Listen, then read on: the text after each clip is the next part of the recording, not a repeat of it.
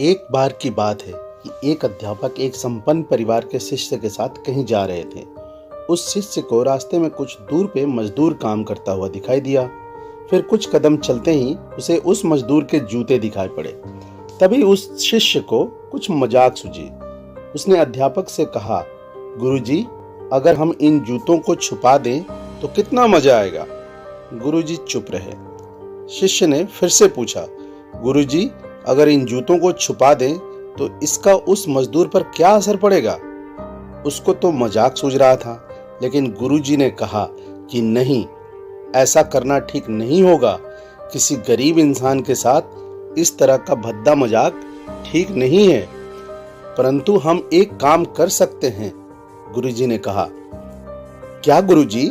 शिष्य ने उत्सुकतावश पूछा। क्यों ना हम कुछ ऐसा करें जिससे तुम्हें मजा भी आए और हम ये भी देखें कि इस काम का उस मजदूर पर क्या असर पड़ता है। शिष्य ने गुरुजी के साथ सहमति दिखाई। गुरुजी ने कहा, क्यों ना हम इन जूतों में कुछ सिक्के डाल दें और दूर जाके झाड़ियों में छिपकर देखें कि इसका इस गरीब मजदूर पर क्या प्रभाव पड़ता है। शिष्य ने गुरुजी के कहने पर मजदूर के दोनों जूतों में कुछ सिक्के डाल दिए। फिर दोनों दूर जाकर उस मजदूर का इंतजार करने लगे कि कब वो मजदूर अपना काम खत्म करके आता है। कुछ समय बीतने के बाद मजदूर अपना काम खत्म करके जूते लेने लौटा और जैसे ही उसने एक पांव अपने जूते में डाला तो उसको कुछ कठोर सा महसूस हुआ। उसने अंदर हाथ डाला तो उसको कुछ सिक्के दिखाई दिए। वह मजदूर थोड़ा आश्चर्य में पड़ गया। आसपास देखा तो कोई भी उसे दिखाई नहीं दिया।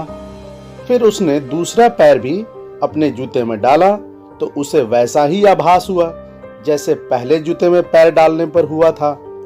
उसने फिर से हाथ डाला तो उसमें भी कुछ सिक्के दिखाई दिए।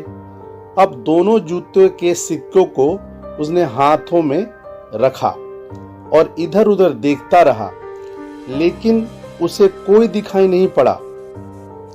तब उसने आसमान की तरफ इशारा किया और कहा, हे प्रभु, पता नहीं किस भले मानुस ने यह सिक्के मेरे जूते में छुपाए हैं, लेकिन जिसने भी छुपाए हैं उसको मेरी दुआ है कि आप उसे और पैसा देना।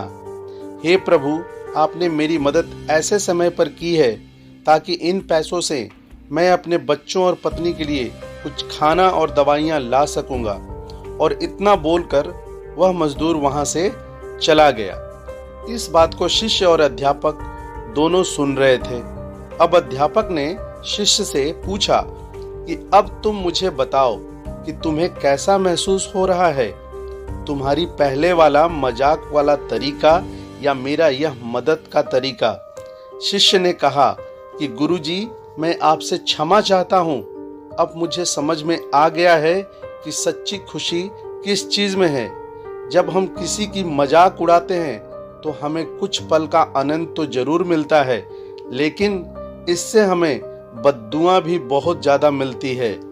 जबकि अगर हम किसी की मुश्किल परिस्थिति में मदद करते हैं तो बहुत सारी दुआएं और आशीर्वाद मिलता है। जिसकी भी हम मदद करते हैं उसको भी नहीं पता होता है कि हमने उसकी मदद की है, लेकिन अंदर ही अंदर हमें पता है कि हमने उस इंसान की मदद की है।